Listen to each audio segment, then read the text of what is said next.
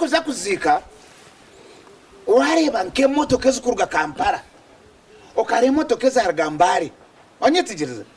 ukareba how people kuba ku respectinga abaka wareba ito twena tusarwo umuntu omwe kwonka ashwento witi yafa hata Rugambari argasoroti ndagaguru ndagakabari urgargakabari wakaberebere wagumayo aguma mu kaberebere mu maduke wakaberebere aguma mu maduke mutayine sente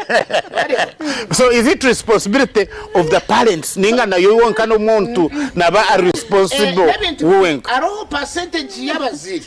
I agree with her yabaziri tuntu zo muntu kajati obona agenda akaga kumunetera nabandi then arhona wo character komanya character jinimbe akoraje ruhanga mukama tujiremba bazi tusime tushabe ruhanga mukama afiteho favor yo kundwa mukama afiteho a good character kujya mu character yawe emanye ebintu manya ebintu bitukora mu society mu konka bitatwinire mugasho konka ntufaga bukora manya tujira yes hati ngomuntu kuzaharfu shama kago kargosha 12 Really mbaba bakunyomoza but you can't live abwa society so omuntu cyera nangwa na nyencha karoro kuzana hano na nyencha karoro umuntu kwatsa kuzika the whole week yes nabwecho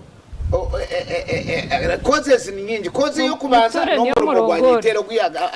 gwagamba arabantu abinemiramo kandi bakwata nakora mu World Bank nakora mu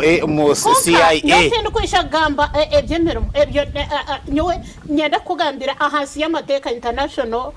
labor laws tarho a company tarho ekitongore tarho government tarho etakwereza live kandi live mbendo garuko wani kandi rive jo nangwa nibajukuje arabona ko bojanzire bakajikuni bateko kujukuje yo must have live ozomu annual leave chimanyisa nguru mwaka nubwo ko no ichirizwa kuta ko kamba kwa live naboremera hamurumo atayara habatabahire live bakanga bakaremera